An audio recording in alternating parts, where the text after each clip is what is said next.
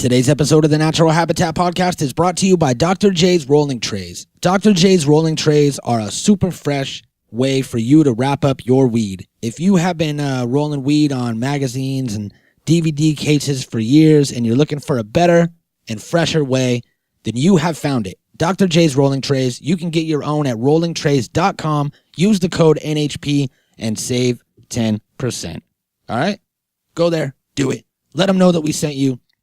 And we will get some praise, and as will you. So that's really all that anyone's looking for is some praise. Hey, thanks, man. So thank you for supporting us by supporting rollingtrays.com. All right. Today is Saturday. We are going to hit you with yet another classic stoner movie. You know that we don't do films unless there's a stoner reference in them. This one has quite a few. So let's get into Jay and Silent Bob Strike Back. The Natural Habitat Podcast.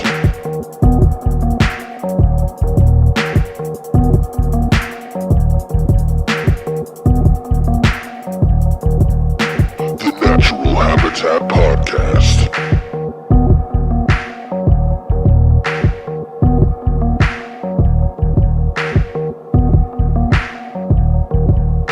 The Natural Habitat Podcast. All you motherfuckers are gonna pay. You are the ones who are the ball lickers. We're gonna fuck your mothers while you watch and cry like little bitches. Once we get to Hollywood and find those Miramax fucks who are making that movie, we're gonna make them eat our shit, then shit out our shit, then eat their shit, which is made up of our shit that we made them eat. Then you're all fucking next. Welcome to the Natural Habitat Podcast. My name is Mikey Booyah. My name is Jason Muse. And we are here. Wow, I was unaware that I was going to be with the star of the movie and that I was doing your line from the movie. I hope I did it justice. Copyright by Ricky Bobby Kevin Inc. By Kevin Smith or Ricky Bobby Inc. This one's Kevin Smith for sure. God damn it! All right, copyright by Kevin Smith. If you can't tell by the screaming that happened and the title of this episode and the photo that is used as the artwork of this link. On .com. On our naturalhabitatpodcast.com website, then today is Saturday, and we are here for a Saturday matinee, which is Jay and Silent Bob Strike Back. Boom. God damn it. Hold on. You know what? You weren't recording. I wasn't recording any of that. All that was... I knew it. No, I was, but I didn't. I did something wrong. So this is how I'm going to cut all that out. We're going to go back and we're going to do it like this. What did I say? I was talking about it's Saturday. That means that it's Saturday matinee time and we are doing Jay and Silent Bob Strike Back. There it is. All right. That's the way that should be done. And then all the rest that'll be gone. So this is the beginning. Welcome to the Natural Habitat Podcast. My name is Mikey Booyah. My name is, you know what it is. It's Jason Muse. We went over that earlier, but it was edited out, so the listener won't hear it. Yeah. So we decided to dive into this Askewniverse. There's a name that all these films that Kevin Smith created, like Chasing Amy and Mallrats and Clerks, they all take place in the same universe with the same characters, and it's all pretty much in New Jersey. And I want to say that it's because it's View Askew is the production company that he owns. So I want to say it's Askewniverse. I just don't know. Askewniverse, I just don't know how to pronounce it right. Hey, and that's perfect. You know what I mean? Like, I think that's the coolest thing for sure is that he did his own thing. He created his own universe. He kept it real to himself. He knew what his vision was. And he did it like nobody else could. And I think... Sorry. Shout out to Kevin Smith. You're right. He did. He did it. Yeah. He definitely created his own... He created his own universe, which is dope. Like, and all of his movies, I want to say he broke out of it. That was after... Jay and Silent Bob was his final Askewniverse film. And then he started making serious movies like Red State, which you didn't see, if anybody out there hasn't seen Red State, go and watch it immediately. You should watch it after we record this because You should stop snitching. it's a super dope movie. What? Say that. Tell people that you haven't seen Red State. Yeah. Uh-oh. I'm supposed to be the movie guy like you. You're right. Well, what I meant is that you fell asleep through and you slept through Red State because you were coming down off of. No, I don't have an excuse, bro. I didn't see it. My bad. So it was, I want to say it came out on Netflix and it was only available for a short time and then they took it off. So it might still be on Netflix and I'm just talking out of my ass, but I want to say that I went back to go watch it a second time, like a month after I watched it, and it was gone. So, it kind of was a tough one to get your hands on. It's not like it was, released nationwide and fucking Word. But he actually did go back to the Askewniverse with Clerks too. So that was a lie. This wasn't the final one. Clerks 3 happening? Is there? I think so. And Who knows? yeah, I don't know, but I'm excited. I'm super glad. There was like a long time where he took like a hiatus and wasn't even making shit, and Tusk really jump-started everything. Mm-hmm. So I'm super juiced on everything getting back, and like he's really just like full-fledged back, just killing it again, and he should be, you know what I mean? Kevin Smith movies are the shit. Like no matter what he does, he brings a different angle. He brings his own twist to everything he does, whether it's directing an episode for a TV show or a whole season, or like directing some type of movie for somebody else, or directing his own movie, or starring in his own movie, or creating everything in his own movies. So it's, I don't know, it's pretty dope. I'm super glad that he's back doing it again, and I think we should smoke one for him right now. All right. I agree. You got some music queued up? Yeah. Well, let's do it. So everybody knows what time it is. If you are an avid listener to the podcast, it's time to flick your bics, snap your pics, and hashtag them NHP Smoke Sesh so that we could all smoke together. We have at naturalhabitatpodcast.com/NHP Smoke Sesh is a thing, I believe. Yeah, I heard. And That's what I heard. there's a few photos up there already. So go ahead and submit your own hoes. Yeah. Yeah. Not your hoes, but your pictures. Yeah, don't submit your hoes. We don't want those dirty bitches over here. But submit pictures of your hoes. Motherfuck, noise. 1, 2, 3, 4, noise, smoking weed, doing coke, drinking beers, rolling fatties, smoking blunts, who smokes the blunts, we smoke the blunts, rolling blunts and smoking. Let me get a nickel bag. $15, little man, put that shit in my hand. If that money doesn't show, then you owe me, oh. My jungle love, yeah, we oh. I think I wanna know ya, yeah, what? What the hell are you singing? You don't know Jungle Love? That shit is the Mad Notes, written by God herself and handed down to the greatest band in the world, the motherfucking Time. I mean, the guys in that Prince movie? Yeah, Purple Rain. That shit was so gay. Fucking 80s style.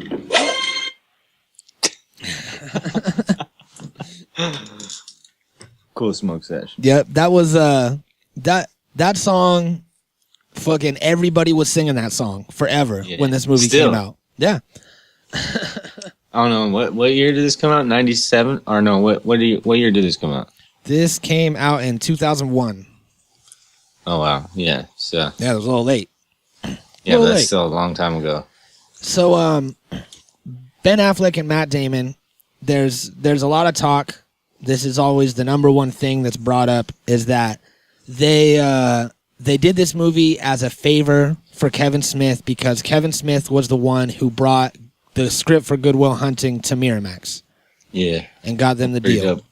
And in the same time, I was reading I was reading this blog online that I'm not going to give them any credit because it's ridiculous, but they are talking about how Kevin Smith used Ben Affleck within the first 20 minutes of the film to kind of show how he was feeling and express, Kevin Smith's feelings about directing these movies and how he wanted to move on and do more serious things and get away from, the goofy universe kind of thing.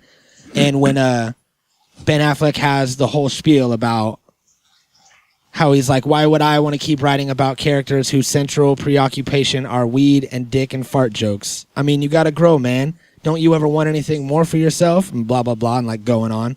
And that was within the first 20 minutes of the movie, like almost like a fuck you to the audience about like people are going to eat it up, even though it's like there's nothing in it. Like there's no substance. And he's like, don't you want more for yourself? And like that was Kevin Smith, like, kind of expressing himself that he wanted to actually be a serious filmmaker and make, and his most recent movies like Tusk and Red State are like really, really fucking good movies. He's up there with like, Clint Eastwood and these great directors and like actors turned directors. And I think he just really wanted the credit that he deserves, and he wasn't going to get it making stoner movies. You know what I mean?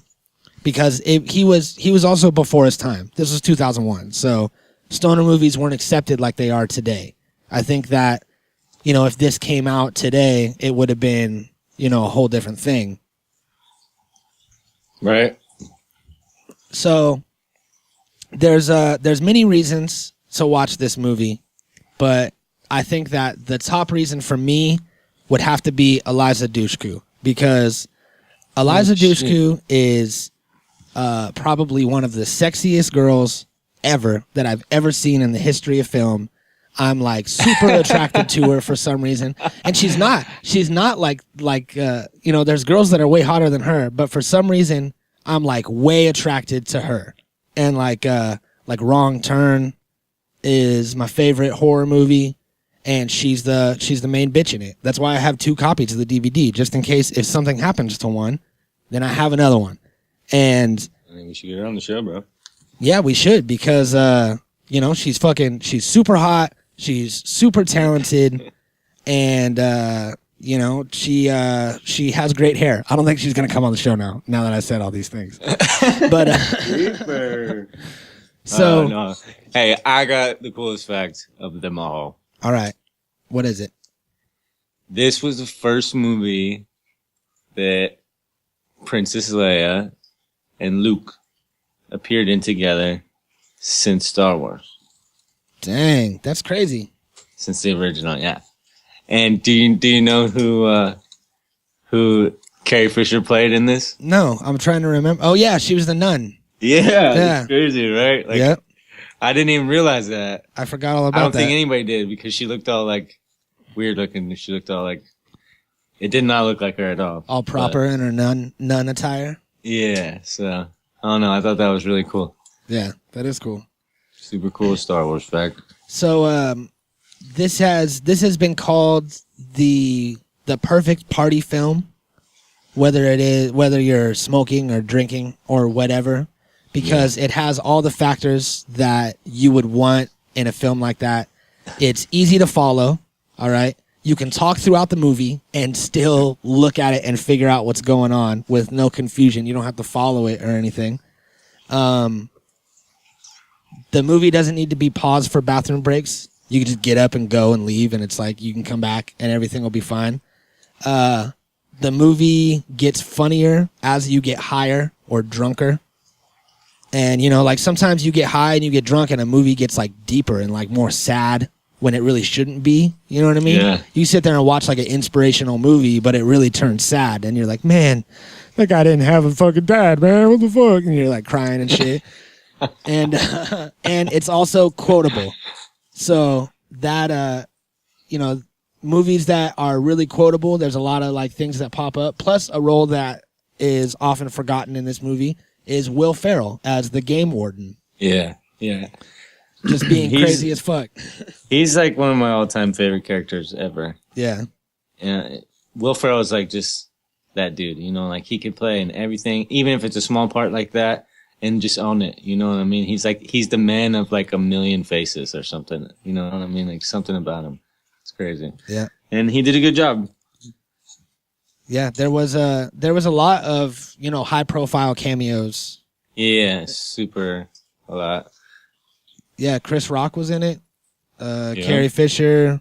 There was George Carlin was in it as a hitchhiker that told them to blow everybody. Yeah. Rules of the road. The unwritten rules of the road. And then fucking, let's see, who else? There was a lot of other people in this movie. Selma Hayek. Yeah, Selma Hayek was in it. Shannon Elizabeth was in it. David Duchovny. Sean William Scott. Yeah, Freddie Prinze Jr. Damn. Judd Nelson, Jamie Kennedy, Wes Craven. Yeah. We already said Mark Hamill and fucking Carrie Fisher. And Morris Day and the motherfucking Time. Yeah. Morris Day and the Time are dope. Yeah. I'll get down. I love like funk music. You know what I mean? Funk music from the 70s. I'll get down on that shit all day. And the word fuck was used 248 times. Yeah, of course it was. Right? Of course they fucking went all crazy excessive with that shit. Yeah. So during the sequence when they're hitchhiking across the United States to try to get to California, they get picked up by the Scooby-Doo and Friends and the Mystery Machine and all of that. What do you call these people? What do you call the fucking Scooby-Doo's friends that drive the Mystery Machine? Do they have a name, like their organization? I don't Mystery Inc. or something like that. Something like that, yeah. God, man, we're really letting a lot of people down right now. I know. What was it? I can't remember. Fuck. I'm gonna say it was in a long time. It was Mysteries Inc. or Yes. something like that. Something like that. Anyway, he gets picked up by them, and Mark Hamill makes his second appearance in the film. Well, his first appearance chronologically, but he does the voice of Scooby-Doo. Yeah. Which is dope. So Mark Hamill got paid twice for this movie. Yeah, smart guy. He gets them double residues. Yeah, it's almost as tight as not saying a word. Mm-hmm. In Star Wars. Almost. And look at how much he aged in the past 15 years. Or is it just the beard? Might have just been the beard, because he looked pretty young in Jay and Silent Bob. Beard, yeah. He looked like not much older than in the Star Wars movies, and then something happened. Like, he wasn't president. Why did he age so fast? I don't know. So, you got a clip? I sure do. Why don't you lay it on us, my friend? All right, check it. Let's be honest. Wish I held on to a little piece of that thing, because the buzz is any indicator, that movie's going to make some huge bank. What buzz? The internet buzz. What the fuck is the internet? The internet is a communications tool used the world over where people can come together to bitch about movies and share pornography with one another. Here's what we're looking for, moviepoopshoot.com. Poop shoot. Yeah. This is a site populated by militant movie buffs, sad, pathetic little bastards living in their parents' basement, downloading scripts and what they think is inside information about movies and actors they claim to despise yet can't stop discussing. Okay, this is about Blunt Man and Chronic right here. Inside sources tell me Miramax is starting production this Friday on their adaptation of underground comic fave Blunt Man and Chronic. Friday? Shit, does it say who's fucking playing us in the movie? No, but it's Miramax, so I'm sure it'll be Ben Affleck and Matt Damon. You know, they put them in a bunch of movies. Who? You know those kids from Good Will Hunting? You mean that fucking movie with Mort from Ork in it? Yeah, I wasn't a big fan either. But Affleck was the bomb in Phantoms. Word, bitch. Phantom's like a motherfucker. What's up now? All right, so here we go. Now, this is the shoot back section. This is where the people who read the news get to chime in with their 2 cents. For example, we got a guy here with the chick magnet net handle Wampa1 opining on what he thinks about Blunt Man and Chronic. He says, Blunt Man and Chronic and their stupid alter egos, Jay and Silent Bob, only work in small doses, if at all. They don't deserve their own movie. He's got a point. Fuck him. What's the next one say? This is entitled, Fuck Them Up Their Stupid Asses. Blunt Man and Chronic is the worst comic I ever read. Jay and Silent Bob are stupid characters, a couple of stoners who spout dumbass catchphrases like a third-rate Cheech and Chong or Bill and Ted. Fuck Jay and Silent Bob. Fuck them up their stupid asses. Who the fuck said that shit? He calls himself a Magnolia fan. All right, here, check this one out. Jay and Silent Bob are one-note jokes that only stoners laugh at. They're fucking clown shoes. If they were real, I'd beat the shit out of them for being so stupid. I, for one, will be boycotting this movie. Who's with me? Then there's like 50 more posts of people who are joining Spartacus here's boycott. I'm gonna kill all these fucks. Yeah, super dope. So a couple things I want to point out from this clip. For one, it sounds just like us. Yeah. You know, we're the fanboys that they're referencing. Right. minus the fucking hate part, you know?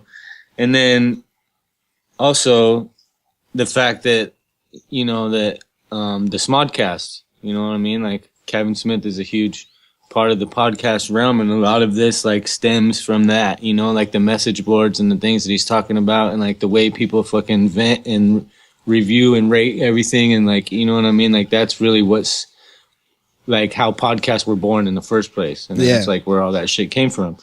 And then also I wanted to point out that I love that he puts music in the background. He has theatrical music, like, you know, in the background while they're just saying their lines or whatever, and it feels like something bigger. It feels like like animated or something, you know. It feels like it's like cartoonish or something. I don't know. It makes it feel a lot more alive. And it's like I was listening to when we were doing the clips on Super Troopers, and it was so bare with only the dialogue. And it makes me appreciate, you know, the guys who take the time to like put the music in the background and like really set the mood in every aspect and every scene and everything. You know what I mean? Like they're taking you somewhere. They're guiding you with the music when it's done right, you know? Yeah. And, you know, I think it definitely adds a lot to it. Yeah. It's like its own character or something. It's like its own life in the movie. Yeah. And especially with something like that, like, you know, when you're all high and you're like watching, they're finding out about the internet for the first time and scrolling through this shit, and it's like bum bum bum bum bum bum. Yeah. It's alive, you know? It's like and you're just like taking you somewhere. You're kind of like, oh yeah, like it pulls you in a little bit more because it like it attracts different parts of your brain, you know what I mean? Yeah. And I think that it just makes the movie more enjoyable, gets you more into it. And I don't know why more people don't do it, man. It should be like that all the time. Like, I feel like it's like a lost art, and I feel like, you know, Kevin Smith gets it. He knows what he's doing. He's trying to make it animated. That's part of the process or whatever. I'm sure it's like he's real smart, you know. He's super smart. He knows exactly what he's doing. I feel like other guys, like the independent guys or whoever, like they just don't rely on that type of stuff. They feel like their content is more valid or whatever. Who knows what they think? You know what I mean? I'm just guessing, but so there's a lot of Batman, like the Blunt Man and Chronic. It's like the Batman and Robin. And then when they meet Mark Hamill, I thought it was strange because they meet up with Mark Hamill, and Mark Hamill like has like a lightsaber and shit, right? And fucking he doesn't do his regular character. He's the cock knocker, and fucking Mark Hamill was the voice of the Joker forever. Like, I want to say that he still does it every once in a while on animated ones, but on the Batman animated series, he did the voice of the Joker forever. So he calls Blunt Man Hemp Knight, like a play on Dark Knight. And it's cool how they had, like, they're doing the parody of Batman, and then they have the guy who does the voice of the Joker. nice. But instead of him being the Joker, they had to like parody it up. But it's dope that like that connection between the universes. Like Mark Hamill fucking has just like fucking schooled his career. He's done so much like dope movies, but he doesn't have a giant slew of movie appearances. You know what I mean? He's not in like every fucking movie ever. He's where it counts. And he does like a lot of long standing voice work like that one, like the Joker. Yeah, it's crazy. So I know that Kevin Smith had a lot of dreams and high hopes for this movie that didn't happen. he wanted a certain guy to compose the score that didn't work out. He wanted Quentin Tarantino to be the director of Blunt Man and Chronic, but that didn't happen. So instead, he got Chris Rock to be the director, right? Yeah. Yeah, and I think that was great. That fucking he schooled that role. It was good. And yeah, they know what they're doing. He also wanted Matthew Lillard and Freddie Prinze Jr. to be the stars of Blunt Man and Chronic, because at the point they were in several Miramax films together, but they passed on the project and they did Scooby-Doo instead. So, you know. But that might have been a good idea. Cuz that first rendition when they remade Scooby-Doo they couldn't have done it any better. But we're not here to talk about Scooby-Doo. That's another day. Yeah, Jon Stewart was in here too. Actually. Really? I forgot about it. Yeah, I got a clip of him right here. All right. I'm Reg Hartner with an exclusive News Now bulletin. A Provasic animal testing facility in Boulder was the focus of an attack by a terroristic primate rescue syndicate calling themselves the Coalition for Liberation of Itinerant Tree Dwellers, or simply CLIT. In a videotape sent to authorities this morning, credit for the liberation of an orangutan from the lab last night was taken by these men, identified in literature that accompanied the tape as Jay and Silent Bob. In this chilling clip, they make it very clear that they are in control of the CLIT. We are the Clit. None of you are safe. Now tremble before the might of our merciless leader. I am the Clit Commander. Terrifying. Now, here to help us explain this footage is Federal Wildlife Marshal Willenholly. Marshal Willenholly, thanks for joining us. At this point, what can you tell us about the CLIT? From the intelligence we've been gathering, we've discovered that the CLIT is actually a tiny offshoot of the labia. The Liberate Apes Before Imprisoning Apes movement. Exactly. Now, the two men that you saw in the video, they go by the obvious code names of Jay and Silent Bob. If anyone out there should come across them or any other clitties, please exercise extreme caution. See? Told you that restraining order was a good idea. What response do you hope to elicit by putting this kind of pressure on the CLIT? Well, it's a difficult situation. You don't want to rub the CLIT the wrong way. Certainly. Nights like this, I miss dating a lesbian. Is that your cell phone, sir? Plavsky, give me a friggin' break. I'm on my way. We've got them. They're in Utah. Citizens of Utah, stimulation of the CLIT is not recommended.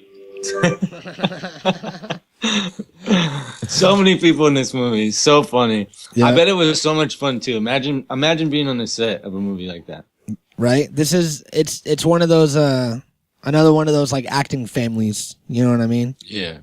And yeah, it would have been so much fucking fun. And so much real weed was being smoked in people's trailers. You just go back to trailers and just find giant bags of weed, probably. So, you know, yeah, I bet it was all kinds of fun. I bet you that, I mean, like, they probably weren't all there at the same time, right? But, I mean, like, I'm sure that while they were there, I mean, like, I'm sure it had to be some kind of entertaining, especially with, like, Will Ferrell and Jon Stewart and a lot of people involved. I'm sure, like, it's just laughs all the time, you know? Like, probably a lot of cool stuff behind the scenes. That's why I think that everybody should have to, like, take whatever, like, leftover footage or, like, stuff that's unused, that doesn't make the cut or the edit or whatever. I think all that shit from every movie should be put, like, stored somewhere, like, on file or, like, in a database somewhere or something, to where, like, everybody can go back later and be able to look at, like, stuff that happened outside, or, like, possible alternate endings or, like, whatever, you know what I mean? Because then it opens up the possibilities of, like, remixing movies or, like, you know, re-editing pieces of old footage and, like, making new pieces out of it for, like, you know, short films or whatever, or, like, you know, the possibilities for something like that is really in this. And I think, like, especially with movies like these that have so many important people at the time in the cast, you know, like Sean William Scott and Jason Biggs and Shannon Elizabeth, and everybody was filming American Pie 2 at the same time that this was out. And, you know, like, everybody else really had things that was fucking going on. You know what I mean? Everybody had shit going on at that same time. So it's like that footage, whatever leftover footage, could be made into something really cool in some other way somehow. I think what they should do is make it all digital, put it all online, and make it to where you could like buy, you know, like a monthly subscription to like the Miramax Vault, you know, and you get access to all these videos. Yeah, and be able to make like your own videos. Yeah, and or you make can go your own in shit and or whatever. you could download them and like, you know, get all these clips and everything and edit it all together yourself, and you pay so much money and you get access to the vault. And then if you want, you know, full clips or like, you know, full sequences and shit, then you have to pay, you know, a little bit extra for it because that shit's expensive. But still, they would be able to make some money off of the shit that's just laying around, and it won't just be, you know, never seen. Because yeah, you just pay for the fucking access, you know? I mean, like, I think this could be like a new entertainment revolution, you know? It could be like something completely new that's never been done before, that everybody has a chance at making something. It could like level the playing ground. It could like create new entertainment places and like new movie companies and like, I don't know, it could be something cool. So many times, like, especially before Titanic came out, when it was, you know, movies, if a movie ran for 2.5 hours, that was a long fucking movie, like really long. So, you know, directors and editors had to, you know, really decide what they wanted to keep in and what they wanted to take out. And a lot of story points that were crucial to the story are taken out of a lot of movies, and you're just like meant to figure it out. Yeah, you know, and like think about a lot of directors like Quentin Tarantino that are famous for making these long epic things, and so much always gets cut out and never makes it. You know what I'm saying? There's hours and hours of footage that doesn't get used, that can be made into whatever you wanted, really, and could be like molded into something new. I think it would be so cool. And then you take into account the factor that, look at how many movies there are stockpiled. I guarantee you there's vaults and vaults of shit places stockpiled of old full like film footage, or it's like things that are not even been digitized yet or whatever. And like from the time film even started, you know what I mean? If somebody was to go back and start cataloging this shit and just like putting it all out there on digital space, you know, putting it somewhere, like, even if it's the movie companies, like you said, that own it or whatever, and they just put it available and makes like some way for you to like pay to gain access to it or something. I mean, like there's so much stuff could be made. Yeah, there is a whole lot of like film and footage and different types of formats and shit, but that is also a lot of jobs. It would create a lot of jobs. Yep. People could go to school for film editing, and, you know, it could, you know, boost like a whole bunch of shit. So I think that you guys need to get your shit together. You fucking that was copyright here by naturalhabitatpodcast.com. Yeah, we own that. Yeah, but you can borrow it. You can borrow it. So I got another fact here. What you got? Will Ferrell's character, his game warden character, his name is Marshall, Will, and Holly, and that is a nod to the TV series Land of the Lost, where the three main characters were named Marshall, Will, and Holly. So Marshall, Will, and Holly.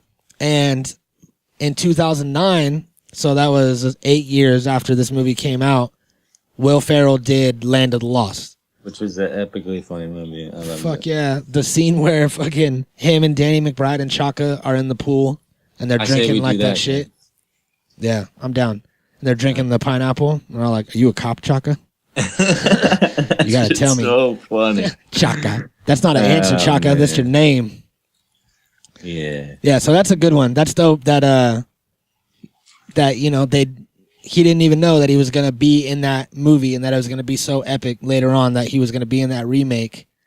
And it's cool that it was almost like a foreshadowing. You know what I mean? Yeah. Kevin Smith was like, they all had a plan. You will be in Land of the Lost. Yeah, Kevin Smith is Yoda in the movie world. Yeah, right? Yeah. He would make shit happen. Yeah, he just like sets shit in motion like way beforehand. Like you said, like this was 8 years before the next. So it's like he planted that little seed. Mm-hmm. This also, he planted another seed here with Ben Affleck and with Diedrich Bader, whoever the fuck that is. There's 2 actors in this movie that would later portray Batman. Diedrich Bader did Batman the Brave and the Bold. He did the voice of Batman in an animated series.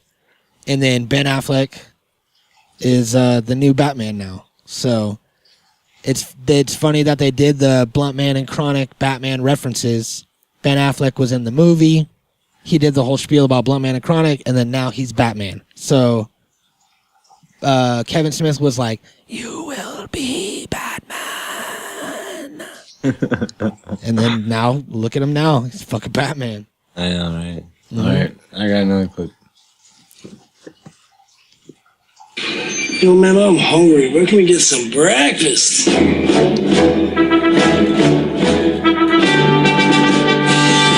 a friend to keep up with the monkeys? Yeah. I want to eat there. I bet it's bomb. Ooh, check that shit out, man. The internet. Let's see if those fucks wrote something new about us or that stupid ass flick.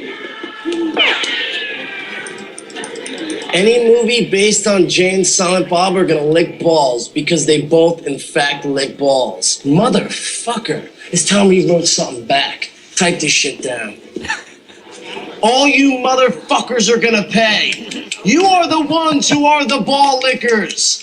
We're gonna fuck your mothers while you watch and cry like little whiny bitches. Once we get to Hollywood and find those Miramax fucks who's making the movie, we're gonna make them eat our shit, then shit out our shit, and then eat their shit that's made up of our shit that we made them eat. And then all you motherfucks are next. Love, Jay and Silent Bob. That'll show those fucks. That'll show that those we can fucks. eat our egg and movie muffin, then get back on the road, go to Hollywood, and stop those fucks from making that movie. No more Harry Bush nuns, no more dogs. We keep our eye on the prize and let nothing, and I mean nothing, distract us. Nice. Mm-hmm. Speaking of Harry Bush nuns, that reminds me of another great cameo that happened in this movie. So for people that would like to compare my acting to Jason Mewes' acting, you can go back to the beginning of the podcast right after you listen to that and see who did it better. But there was a cameo in the Carrie Fisher scene. Besides Carrie Fisher, do you know who it was? I don't remember. It was Buddy Jesus. He was on the dashboard of her car. Buddy Jesus from Dogma. Mm-hmm. Who is a great character. Buddy Jesus is very lovable. And, you know, if in some sort of alternate universe, some sort of spiritual version of Jesus does exist, that's the Jesus that is real. Buddy Jesus. And he's like, he's winking and he's shooting you a thing, and then he's probably going to molest you later. And that's where the churches get it. Nice. Mm-hmm. So yeah, overall, I'd say this is probably one of the best Askewniverse films, just because I personally appreciate like meta shit and how it's like a movie about their movies, and there's a lot of characters that portray themselves, and it's like it's real like self-conscious of the universe, you know what I mean? Yeah. And I like that element of it. I think all his shit is in some way. Yeah. I think it's all like some type of balance. You know what I mean? It's like a lot of nods. Good and evil, a lot of like, you know, right and wrongs. And, you know, I think that just the time that it came out, when it came out in 2001, I was like 16 or 15 or something like that. So I was all about it. It was perfect timing. I was like, you know, just some kid smoking weed all the time. So I think that's why it has that perfect nostalgic feel for me. You know what I mean? Yeah. Mm-hmm. So it's time to go watch it. What did I say? agree. What did I say? Everybody had to do. Oh yeah, Red State. If you've seen this movie 100 times, you go watch it again if you like, because I think I want to now. But Red State is seriously fucking one of the greatest movies he's ever made. The shit is nuts. It's all about it's all about the Westboro Baptist Church, like the Baptist church that like protests soldiers' funerals and shit like that. You know what I mean? Mm-hmm. And they're just like some radical religion, but they changed the name, so it's not them, but it is them, and it's like super crazy. John Goodman plays some FBI agent, and it's super dope. So go check it out. That's your homework, everybody. Yeah, do some work. Yeah, sons. and we'll see you. We'll see you on Tuesday. Yeah. Peace, bitches. The Natural Habitat Podcast.